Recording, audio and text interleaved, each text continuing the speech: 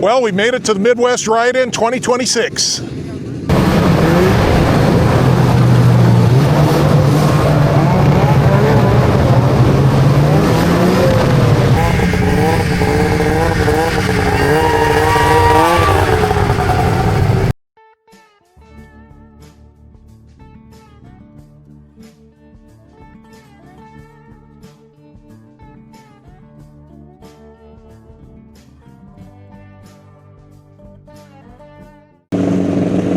All right, we're trying to walk up to the swap, and Brad goes, "Nice XCR." So, yeah, Todd MCumber's XCR.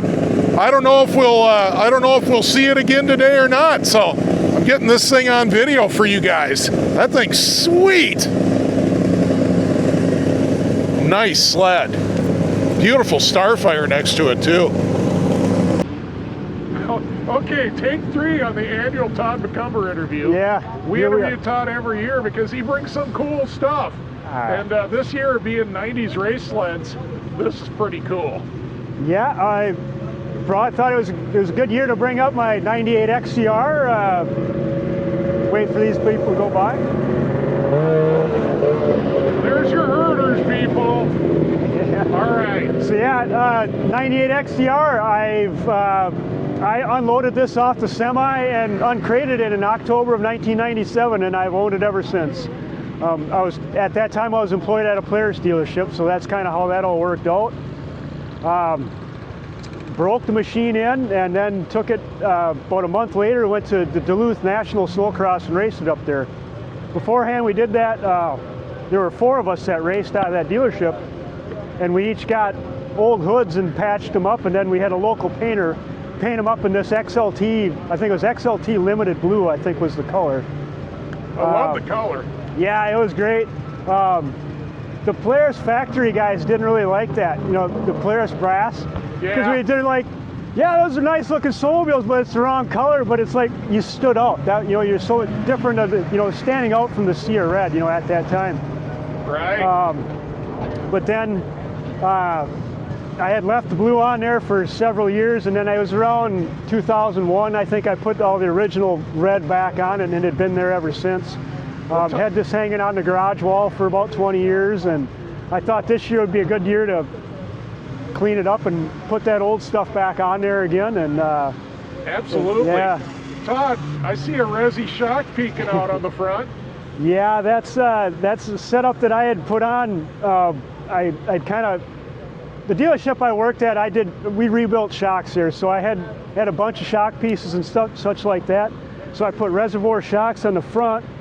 It came originally with the reservoir in the rear, and then the front track shock, I had a 97 XC that came with the remote adjuster. And before I sold that machine, I took all those components off, and I put that front track shock in the reservoir in there, but I didn't put the adjuster on it because they were kind of a pain in the butt, and I wasn't really into that. So yeah, it's kind of unique. I don't know if I've ever seen another 98 or 97 personally that had reservoir shocks on the front. So I'm sure there's guys out there that have them, but it's the ride-in, folks. Yeah. So yeah, it's kind of a neat part, and yeah, it was one of those deals. I thought I'd just try it, and I've never blown a hose, so I must have done something right when I put those together. So yeah, she's still pretty much all original. I did a bunch of cleaning underneath the hood, but this old hood still got some holes in it and an awful lot of zip ties holding it together yet. So, but awesome. It gets a character. So yeah, the racing history is awesome. Yeah, it's the 2 of us have some history there. So I've got some bruised ribs and got landed on and got run into an awful lot, and yeah, but it's one of those that I forget about how neat some of this stuff is when it sits in storage. You know, and once you get it out on the snow and you see smiling faces around and people as you drive by, and it makes it all worth it. So yeah. Well, I'm glad you brought it, Todd. Thank you for doing what you do. I appreciate it. Thank you, Todd. All right. All right, we're here with Todd. It's the end of the weekend, but I'm going to splice this in right after the interview. Todd, show us what you got. Well, we ended up with 3rd place in the race unrestored class with the 98 XCR that you The just got blue done watching. XCR. Yeah, we just got done watching, and also another 3rd place in the survivor class with my son's 99 XCF SP.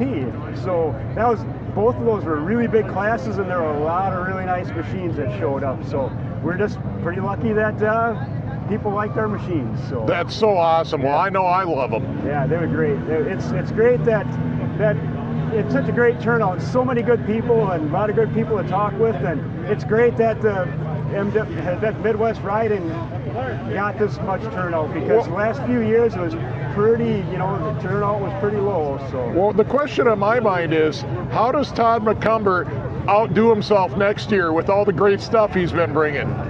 I don't have an answer for that one yet. It's just we got to clean up what we got and bring some new stuff out. So we'll see what next year brings, but hopefully next year a little bit more snow, and we'll see you next year. Every year it's great stuff, great variety. Thanks, Todd. Thank you. All right, we're rolling. Yeah. Hang on, let's let this guy go by. Nutter gets it. Yeah. He understands. He's been doing it for a while. We're filming in the wild, and I'm super happy to say I just met Rocky for the first time. I've been watching his YouTube channel since the inception, and Yeah, let's go. He is the Arctic Cat counterpart to my Polaris for sure. That's right. He's doing all the triples and all the 90 stuff, and I love it, And I think there's a lot of common ground with Arctic Cat and Polaris. You bet. It's friendly competition. We can all, I think, both appreciate what both brands have to offer for the 90s, the early 2000s, the triples. Like, we're the same people for sure. Yeah, absolutely. Well, what I really wanted to do was ask Rocky about his restoration here. Here, let's go around here a little so we can get it maybe not so backlit. Rocky, this is beautiful. Thank you. So one thing that we'll kind of start with, this restoration I would say started with my dad a few years ago. He ended up putting a brand new seat on there that he found that wasn't all tore up, and it was the original seat. Did some repairs on the rear suspension. We ended up putting a Fox shock in the rear off of a ZRT. But moving forward, we had some electrical problems with this sled, and we just quit riding it. We've owned this sled for 10 years. We quit riding it. We noticed that it was more being sought after and more of a collector's item. Yeah. So we kind of took it out of the daily riding scene and parked it. Well, after a while, my dad's ZRT 800, which was his daily rider, was starting to show its age, was starting to have its own problems. Instead of putting the time and energy fixing up my dad's ZRT, we felt it was time to bring out his 93 Thundercat and get it back on the snow where it belongs. We didn't want to polish it too much. We wanted to still be able to enjoy it for what it was. Yeah. We don't want to feel guilty about riding it. We still want to enjoy it for big events like this, but we went completely through the motor, did the famous Filming in the wild, folks. Yeah. This is the hazards. We did the famous water rebuild kit. I mean, Mike Miller really hooked us up with that. We used the Tommy T-Cat tool to do that process. Really made it slick and easy. There's another parallel between Arctic Cat and Polaris. We have our special problem child water pump too on the Ultras and XCR 800s. Oh, really? Yeah. Were they belt driven? No, it's driven off the crank. Oh, is that right? But I sent them all to my friend Tim to get them rebuilt. Oh, yes. Yeah. You understand. Oh, I understand. The critical of having your water pump function, because it just takes that antifreeze and dumps it right into your bottom end and makes a havoc. So we freshened up the motor. We made sure that everything was right and tight with it. Recoated the pipes, but the main thing that made this sled a jewel is we had the hood refinished. We got a body shop in Logan. It was Mako, and Mako did an outstanding job. We had them painted the original black color. It was a 2-stage. They did some clear coat on it. They cut and buffed it. I got a repop decal kit offline. Yeah. Took my time, took the measurements, was really delicate on putting the decals on it. put my dad's Arctic Cat purple windshield on. That's awesome. And changed the skis. It actually had Ski-Doo skis on it. These came with metal skis. Someone down the road put Ski-Doo skis. Weren't gonna ride with that, obviously. Put some Cat skis, nice sharp carbides, and then we took some Fox shocks just to finish it off on the front, and loving it out here. This is the debut ride. Debut ride out in the Midwest was right here. Right.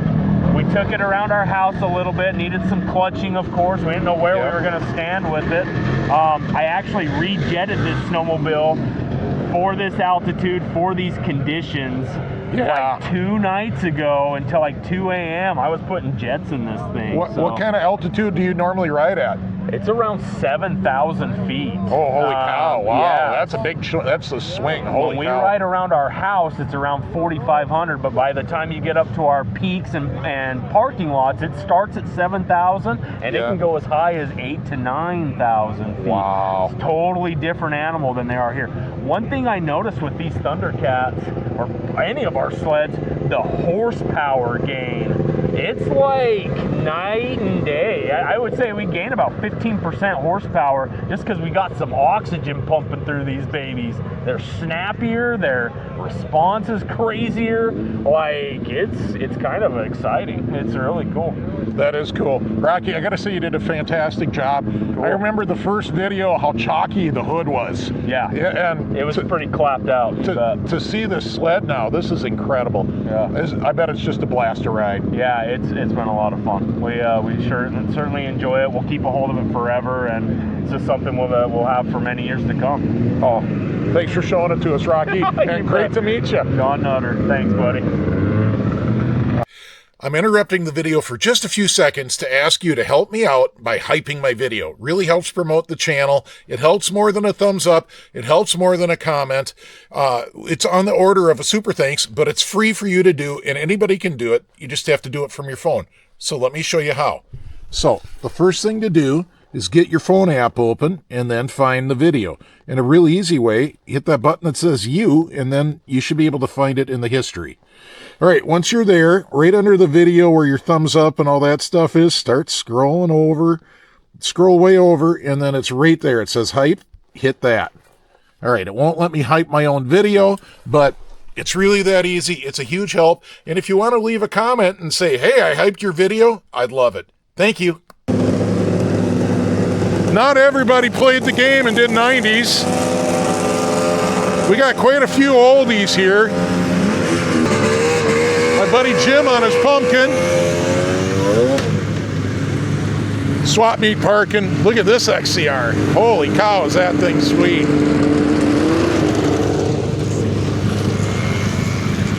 All right, we better get this before he pulls away. Awesome Edge XC. Oh, it's so backlit. Let me walk around the other side.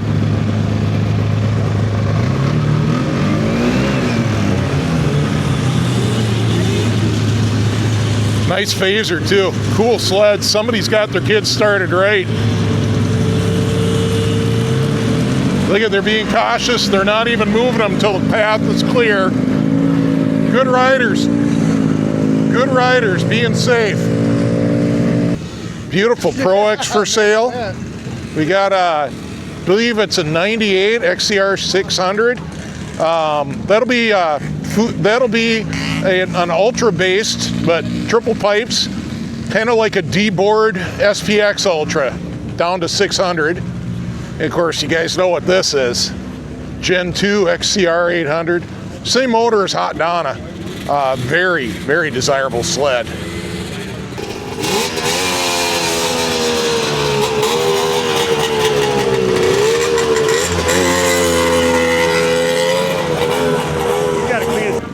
All right, check out these two drag sleds.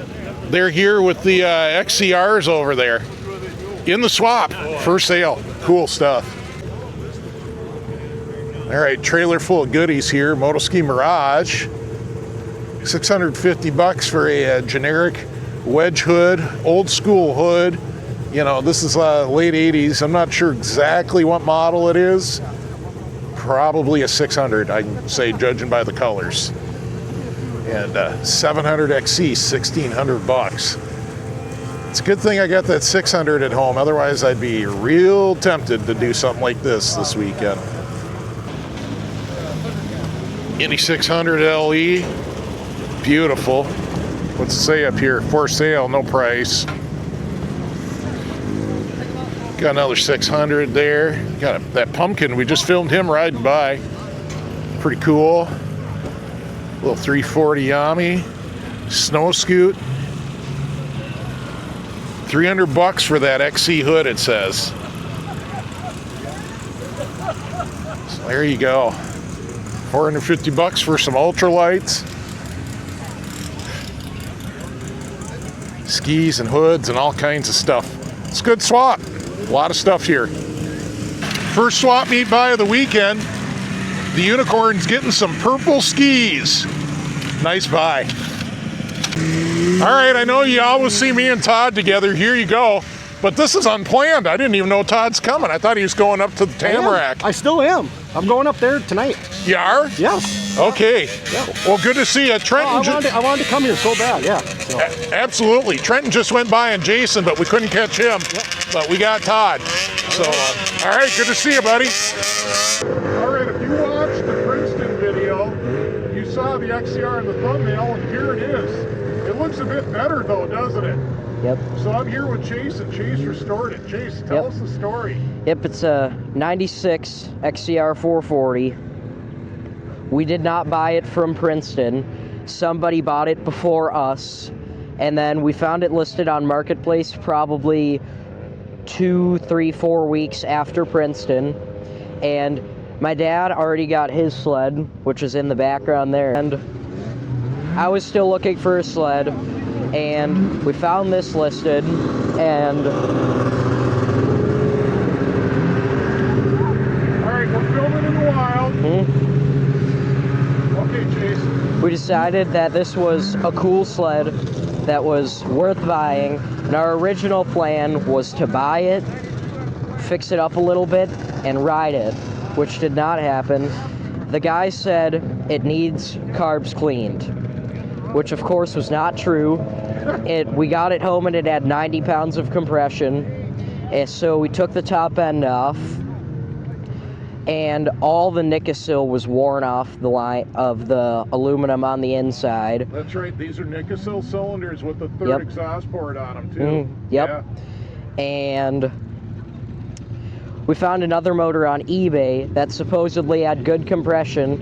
We bought the entire motor and took that apart, and all the Nikasil was good.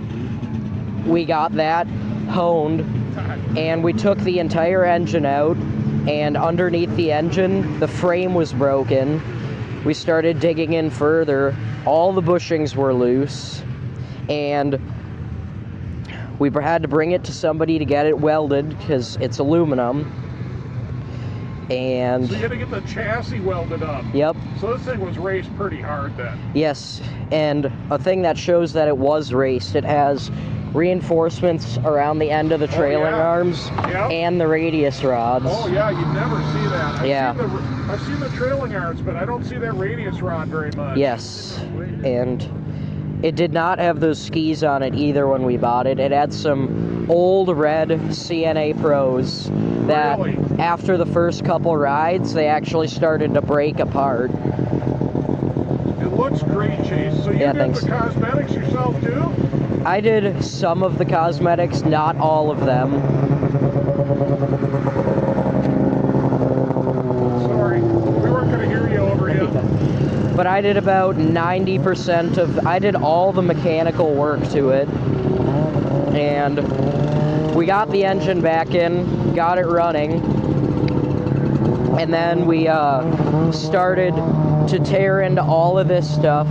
All the shocks were loose, all the bushings were loose. We had to get all the shocks rebuilt, and the rear suspension underneath was not the right one for an XCR. I believe it came out of a XLT or something like that. It was just a normal extra 10 with just normal aluminum rails. Nothing special about it.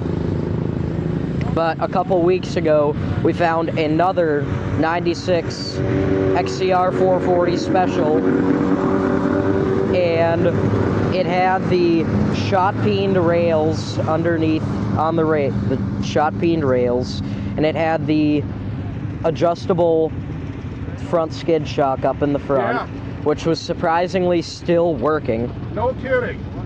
So we were able to put that entire rear suspension under it with just a different rear shock. Nice. And that works now.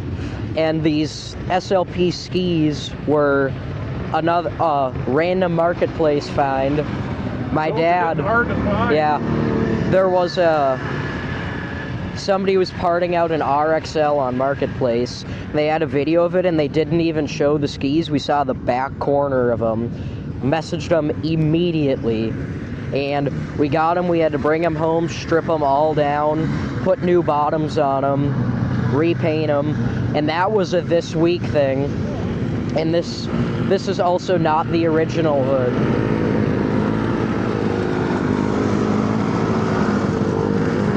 This is also not the original hood, because the original one was all cracked all around here, forward to probably all here. And this was another random marketplace find that we found. And the only crack in it is up here where they all crack, which we'll fix eventually, but we couldn't do that this week because we recovered the seat, put this rear suspension on it, put those skis on it and the hood from Saturday, and we got it finished Wednesday night, just in time to come to this show. So Chase, it looks good, and I'm really impressed with all the knowledge you've acquired about this sled. Thanks. And what makes it authentic or not. That's really incredible. Yeah. And thanks for showing it to us. yeah. All right, Chase is going to fire it up for us.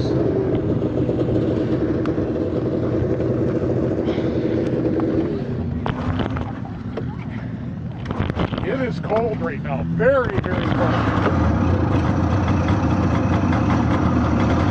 He is a pro. Look at him tickle the throttle. He knows exactly what he's doing. Look at the choke of the throttle. Listen to it on here. Perfect.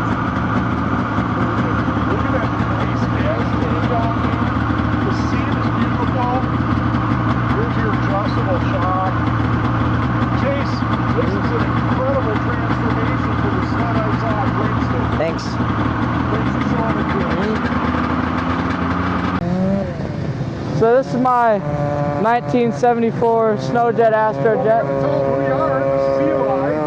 This is Eli. I'm Eli, and this is my 74 Snowjet Astro Jet. And We don't get enough of this kind of thing on the channel, Eli, so thanks for showing it to us. oh, no problem. I really like your channel. So is my dad. We're big fans. But I love this. I love these leaf spring sleds in this era. So it's a 340 yep, 340 twin. Yamaha motor? Yep. Nice. What kind of carburetors it got? I think a Mikuni. A Mikuni on it? Yeah. Nice and easy to work on then. Yeah. How long have you had it, Eli? About, I think, 4 years I've had it. Okay. And it's been to this show like 4 or 3 times. Yep. And people like seeing it. I trail ride it back home too. Well, I love that you got the matching suit for it. Oh yeah, I bought this a couple years ago, and I'm just getting to grow into it now. So It's awesome. Eli. yeah. Have you done a lot of work on it? We've had to take the skid out once or twice because of bogey wheels and such, but otherwise. Filming in the wild, folks. We get noises. Yeah.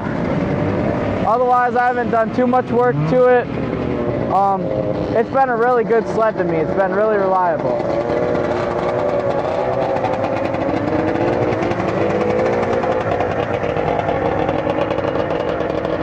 Awesome. Eli, thanks for showing it. Yeah, no problem. All right, I want to do a little Indy Spotters guide for people that aren't sure. So, obviously, Chase has got a wedge hood XCR here, and as you can see, it literally says Edge on the hood. And pay attention to the hood vents. All right? Now this XCR 800, that's a Gen 2. And the hood vents kind of stand out on that. Obviously another wedge over there. And then this is an Evolved, which should be pretty easy to tell if you're looking at it right. Not just from the 3 hood vents, but because it's got that removable side panel. So there's your quick Indy Spotters guide. All right, here's your patron pizza moment. Live from the Midwest Ride-In. I've got a propane-powered pizza oven, and we're making pizza, and it looks good. It's like the stone pizza oven. It's a stone type, yeah. There you go, folks. Oh, we got pizza! So I'm driving up and down Club Row and I spot this. You don't see a lot of these. This is the year before the 800 XCR. It's a 98 Storm 800. Very similar sled, but of course the motor's based on the Storm motor, which has a belt-driven water pump, and it's a whole different motor. To be honest with you, the XCR is obviously based on an Ultra motor. But, you know, kind of similar styling and graphics and whatnot. I actually have a jacket that matches this sled. So, pretty cool. Cool sled to see out here in the wild. Well, since I'm here, let's have a look at all these Deeres. So, I think this is, I'd like to find out if this is a what-if tribute to that Deere prototype they pulled out of Roseau, or if it's probably not that, but you never know. You know, got a liquefier 340 there. Got some more of those liquefiers. Beautiful sleds. Very nice. Very nice. How about this one with the original race paint on it? Yeah, that thing's pretty damn cool. Very cool. All right, I'm here with James, and he has what is certainly one of the most interesting snowmobiles I've seen today. James, tell me about this. Is this a tribute to the John Deere prototype, or what did you do? It's not a tribute to the prototype. It's just that a guy that was a mechanic decided to put a Pogo front end on it of a Yamaha, and then he had a Arctic Cat suspension under the back of it. I call it my JD Yamacat. JD Yamacat. It's John Deere, it's Yamaha, and it's Arctic Cat. It's a 1981 440 liquid cooled. Guy who built this did a professional job on it. Really looks great. It does look great. You want to show them under the hood? Okay, under the hood. And then it's liquid cooled. Yeah. You can see the he put the bar from the Yamaha all the way across. Oh wow. Put a gusset here and put a gusset there, and Yamaha front end, and it rides like a dream and nice and smooth. Very professionally done. Yeah, but very professionally done. Yep, it looks like it came from the factory that way. Wow. Yep. Wow. Well, thanks for showing it to me, James. You're welcome. That's. Oh yeah, that's it. Ready? Yeah.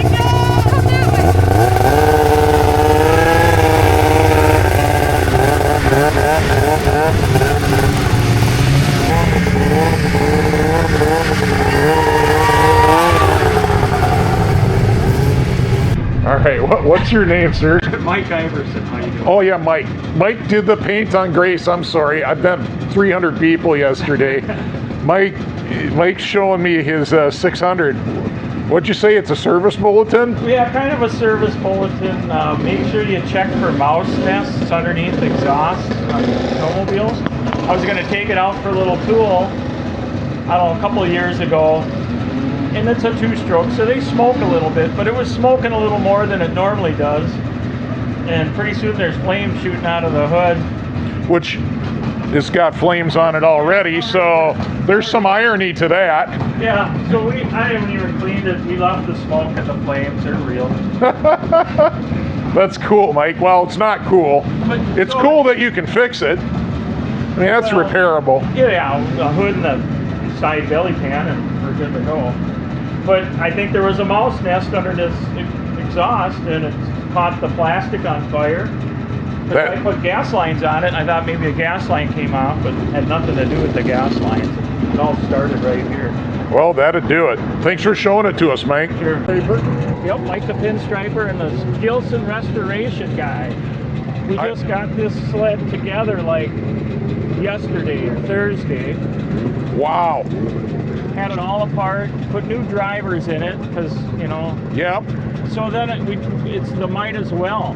And all we wanted to do is make it a little better. So a little better turned into repainting and sandblasting and taking every nut and bolt off. My son regasketed the motor and put gaskets in the carb and rebuilt the carb. And so you were just going to clean the carb? Clean the carb and put drivers in it. And then it turned into a whole resto? Yep, other than the hood. We didn't get the hood done. Right. But everything else. He put 40 miles on it yesterday on a shakedown run, did the trail ride. I saw you riding it all over. You had a lot of people looking at you. Yep. It's pretty uncommon. Do you know the history on these Gilsons? Gilson was made in Plymouth, Wisconsin. Okay. And they made old snowblowers and lawn tractors and stuff like that. Yeah, which is why it looks like a lawn tractor. It kind of looks like a lawn tractor or an air conditioner with headlights. An air conditioner with headlights. We think the design element was a 9-volt battery on the guy's desk. It kind of looks like a 9-volt battery. It's not at all related to a Massey, even though they're both square. There's no common parts that I can see. And we believe it was near an implement place because it's case flambeau red and case polar white or whatever for the hood. Oh yeah, so, sure. You know, but yeah, they made mini bikes. So we were into mini bikes. My son, we have a ton of mini bikes, and we have Gilson mini bikes, and he thought it would be cool to have a Gilson snowmobile. So there you go. It is cool. It is cool, and I love that you got that Kohler twin in there. Those are awesome motors. Yep, electric start. It's a wide track model. It's an 18-inch track instead of the 15. Sure. So this was the deluxe money back in the day. Nice. Brian, how much was this new? New. 7? Yep, new they were $780. You lay down the hard-earned cash on a Gilson. That's crazy. Nobody knows what they are. All my friends are like, what's a Gilson? You don't see them very often. No. Well, thanks for showing it to us, Mike. Sure, thanks. All right, I'm here with my friend Gary, the least crazy OMC guy I know. Yep. You guys have seen him before. We talked about his JX400 at the what show was that? Jumpin' Jack show last year. And this year, Gary's got I believe this is a 72 ski horse. This one's a 72. Okay, I had a 71 when I was a kid, and I had another one again when I was an adult. I told Gary it was the coolest sled ever when I was 14, but by the time I was 44, it really wasn't. But they are a neat sled. So Gary says he doesn't know too much tech on them, but I actually know quite a bit. So we'll start at the bottom. That's like a polyurethane track. Yes. It's not really a natural rubber. The front drivers are the white plastic that breaks all the time. And so the hot ticket is you get the drivers from a 69 of the same thing with the more square hood, and they'll fit on that drive shaft, and they're plastic coated aluminum. Right. They don't ever break. 71s had an orange seat and an orange dash, otherwise mostly the same. And then, you want to pop the hood, Gary? Yeah, I don't even have it connected. A lot of these had electric start. Does this got electric start? I got broken. Yes, it does. Okay, so that is a battery's back in the back. Yeah, in the back seat. That is a 437 opposed twin. Look at this Ski Roule. That thing's awesome. Nice. How you doing?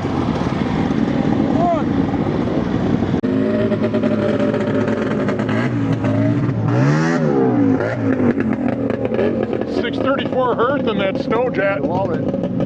All right, back to this. So this is a 437 opposed twin. We better let him get further away. All right, so here comes Tommy with his pipes. Filming in the wild, folks. It ain't easy. We aren't in a studio with lighting and sound guys. We're here at the show with real people. So, this is a 437 OMC opposed twin. It's got reed intake. Yeah. If you flood it and you pull it over with the throttle open, it honks like a goose. The reeds go wark, wark, wark, wark. Ask me how I know. I had one when I was a kid. It's got a Tillotson carb. OMC spun up their own very, very unique clutching system. So there's like a garter spring in that clutch, and then that is a monster wide dry belt. The only other sled I know that used a belt that wide was the Ski Roules. Yeah. And then this is a mechanical reverse box. Right. I believe they all came with it. And then this is neutral. When you pull this, it pushes this in and it forces out 3 ball bearings into 3 notches that locks the clutch so it can't engage. But if it does engage, holy crap, is it violent. If you're spinning this thing at 5,000 RPMs and it overcomes those balls, and they will wear out, you don't want to be in front of it. No, my message is don't necessarily trust that neutral. Oh, so how'd that happen? Have you had it happen, Gary? I'm like 69. Okay. Yeah. In fact, I borrowed it to a buddy, and he went out on the it was at Waconia still. Gotcha. He took off, and he pulled that. He was showing up. Somebody had took off on him. They do it. I've had it happen too. Yeah. So that's it. We got electric start? Electric start. Will she fire up? Oh, wait, we got a lighter. We got a lighter that works. A choke, a primer, and decompression. These really were luxury machines for their day. That's how you access the rear spark plug. Electric fuel gauge. Holy cow. Holy cow. There, it popped out. Nice. Red. So rear spark plugs here, front spark plugs up front, just like you'd think. Pop-up headlight. Pop-up headlight, dual headlights on it. And then I don't know, the battery was dead earlier. I had a pull started, so we'll see. Well, we'll find out. No, battery's still dead. Dead. We got a pull starter today. Yeah. Well, thanks for showing it to us, Gary. No problem. Thank you, John. I appreciate it. All right, I'm here with my buddy Mark, and I've known Mark and his brother Jeff for 25 years. These guys are the Ski Roules brothers, and you can see he's sitting on this awesome SE400. Mark, what motor you got in this? This is a CCW motor. CCW? Yep. Does the E mean electric start? Yep. Sweet. And we should tell you, Mark makes the track drives. He bought out Rick's Rups. So he makes all the track drives. He's your guy you're going to call. In fact, I'll put his business card in the video right here. And so what do we got? What's this one, Mark?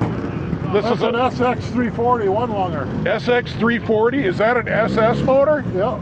Oh, sweet. Sweet. Oh, I got it already. But thank you. Yep. And then the Rupp is with you guys? Yep. Tohatsu, I see. Yep. Those are sweet motors. That's my Those are buddy sweet Dave. motors. Dave's cool. And we got a couple more. We got the Bohunk power here.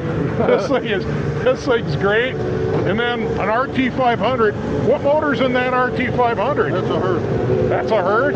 A 500 Herd? That's a 500. That's a 500 Sax. Oh, 500 Sax. Yep. Sweet. Sweet. Man, Mark, thanks for showing me the sleds. Yep, no problem. We'll be talking about drivers for my Ski Roules RT300 this summer. All right, sounds good. Thanks, Mark. Thank you. All right, we got this beautiful row of Indies out in club parking. So I just thought I better walk you down it. Super nice. These guys appear to be here with my friends Fuzzy and Jeff Kraft. And super cool. If we get a moment of silence, I want to show you guys Jeff's race sled in the ballroom in the display. All right, I'm here with Jeff Kraft, who I've known for, we had our 40th high school reunion, right? Somewhere along the line, yeah. We knew each other in junior high. And old friend. And he's got a sled on display here with a pretty cool story. You want to tell us about it, Jeff? Yeah, I originally bought this sled. It's started off as a 1989 Indy 400, and I raced the Heartland Cross Country Series with it in 1989, and ended up totaling out the sled at the end of the season. And at the time, I was working part-time for Forest Lake Motorsports, and they said, hey, let's turn this thing into a red sled. And I said, well, I don't know if I can afford that. And they said, well, we'll make it work. And so they got it all put back together. Everything's all anodized red underneath, chain case cover, all the clutch guard and everything. I gotta go behind the rope, folks. So in 1990, when I got it back, I went back to racing Heartland with it as a red sled with the chrome front end on it. And at the end of the season in 1990, coming to 1991, I was accepted on the Polaris race program. And in order to afford my new XC400, I had to sell this snowmobile to come up with the money. And I sold it to a friend of mine. He had it for a number of years, and it had just a black hood on it. At that time when I got rid of it, I kept the original race hood off of it and had that for many years. And it got sold to somebody that worked at Polaris, and a number of years later, Dan Stamen had found it, and the guy lived in Fridley, I guess. It was still a 400, and I went back and I bought it back from Dan, and he said, are you sure it's your sled? And I said, yes, it is. I'm positive, because on the seat, it's got a round spot about the size of a baseball where I laid a trouble light years ago and burnt the seat cover on it. So I ended up buying it back from Dan, and I had it for quite a few years, probably 4 or 5 years as a 400 again. And then it got stolen out of my garage. And I talked to my son Derek, and I said, you know, the red sled really should be a 650. I'd like to do it. And he's like, no, leave it alone, leave it alone. And so when it got stolen, that's a story all by itself. And come to find out, I got it for my birthday with a 650 in it and a hood and everything. It was all redone, and this is what it is today. Jeff, this is super cool. Not just because of you, not just because of the story, but also this shows off the stuff that Forest Lake Motorsports was doing at the time with the red anodizing. This is a classic Forest Lake Motorsports sled. You know, Forest Lake was the center of the snowmobile world at that time. All their drag sleds were basically red sleds all the time, and it was like to have one was kind of an honor because nobody had one. I mean, you didn't, unless you were at the straight line races, you didn't see one anywhere. So I'll tell you something funny. I almost bought this thing when Dan had it up for sale. I wanted to get it, but I think you got it before I could get it. Oh, I called him immediately as soon as I seen that it was for sale, and went to Dan's house and picked it up, and I'm glad I got it back. I'm happy too. It went to the right person. That's cool. Jeff, thanks a lot for telling us your story. All right, I'm here with Tim Sand. And Tim says he's got parts on here from a sled I sold him a long time ago. I sure do. Rear suspension is out of the 77 TX 250. You sold me a setup for grass drag. Yep, I used to grass drag it. But the 250 wasn't enough. It wasn't. It looks like you agree. I do agree. That was a great sled though. What is this motor? This is a 94 Storm 800. Holy cow! It's bone stock. Bone stock's enough in that lightweight chassis. It certainly is. It certainly is. It's a really fun sled. You know, especially with the stock silencer. You know, it goes down the. So do you pretty much have to jam on the brakes to turn?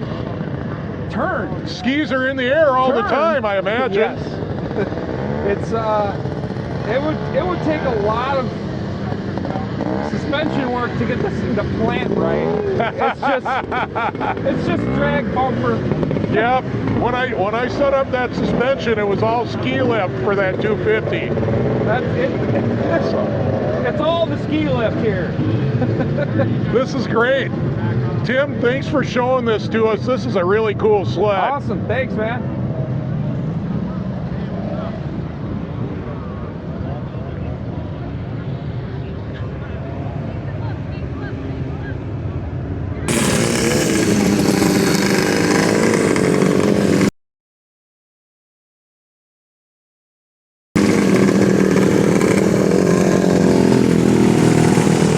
So there's the Judge Show, and I have never seen so many people looking at the sleds at the Judge Show. Well, at least not in the last 5 years at ERX. Holy cow. And I think it's because the new location's so good, because right there is the so-called ballroom, and here's the general parking, and it is just a sea of vintage snowmobiles. So many of them are 90s sleds. It's incredible. Just incredible. I'm trying to get you guys interviews and walk the swap, but there is just too much going on. And it's not just 90s. I mean, there's everything. You guys saw the Gilson. There's a Ski Whiz. I mean, it's just absolutely astounding, the number of snowmobiles here today. It's great.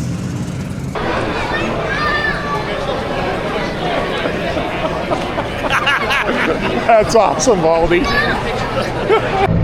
All right, folks, I am here with Jethro from Jethro's Garage, and he runs the absolute best Georgia-based snowmobile channel on YouTube. He's also the only snowmobile channel out of Georgia. I think so. I think you're absolutely right.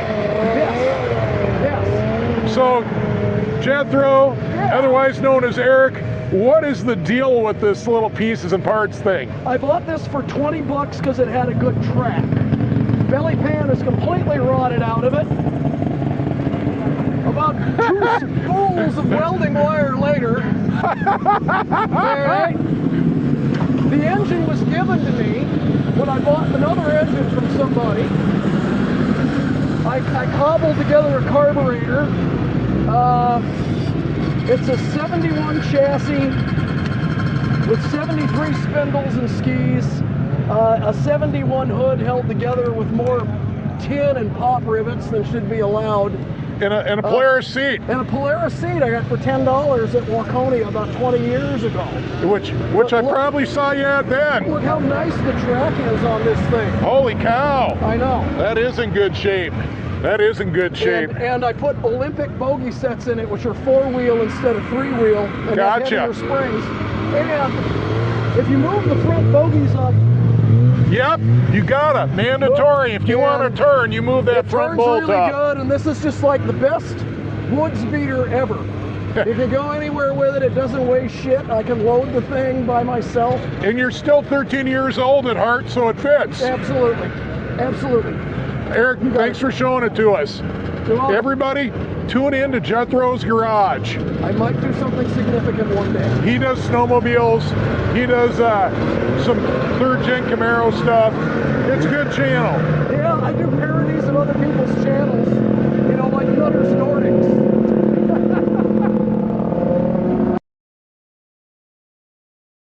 All right, I'm here with a big fan of the channel, George. Let's start off with this.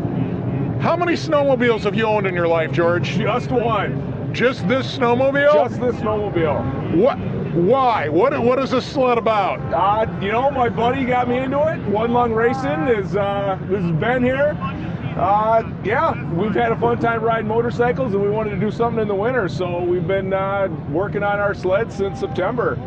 And what is it? Is it a Lynx or it's a Puma? 74 Lynx. Yep. 74 Lynx. Yep. And you got the hot motor in it, or what? Yeah, I got the C motor in it. Okay, Kawasaki 292C? Yep, 292C. It's got the HD carb on it. Sweet. Yep. Cool. Got a custom seat done for it. Definitely got my butt kicked the first race I was in. All right, that's what I was wondering. Where'd you race at? Up at Rush Lake, vintage snowmobile racing. Okay. Yep. All right, cool, man. Man. Yeah. Well, let's see the motor. I always got to look under the hood. I love the colors. Yep. This thing stands out. There you go. That's what we call a ribbed for her pleasure Comet Duster. He wanted to show you the rib clutch. I wanted to show you my rib clutch, yeah. And then, yeah, you can see they have to have an angle adapter for the carb to fit around the clutches. But wow, that's really cool. Yeah, man, it's been a fun build. Learning a lot. Everyone's been a great help. All the races I've been to, everyone's helping out.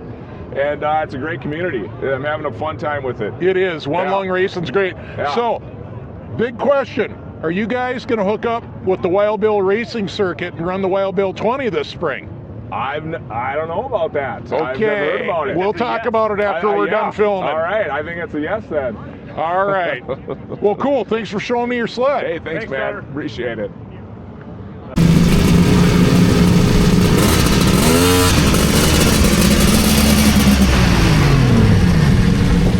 RXL things. RXL, baby. 392 miles on it. Holy cow. I bought it from a guy in Waconia. Hang on, we're doing an interview. Okay.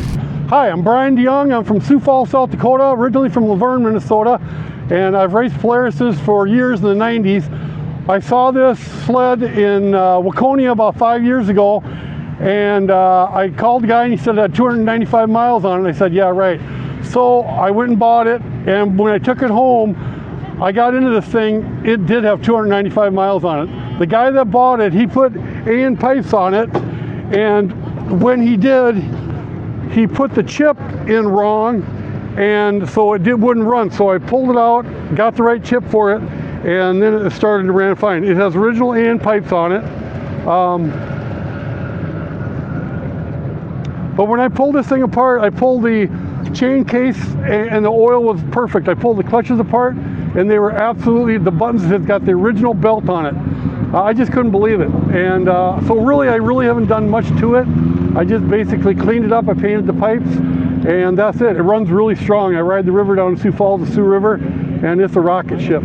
I always said if I find, I had a 91, and I always said if I find a 90 and a half, I would buy it, and just pure luck that I happened to find this thing. I think I paid $600 for it.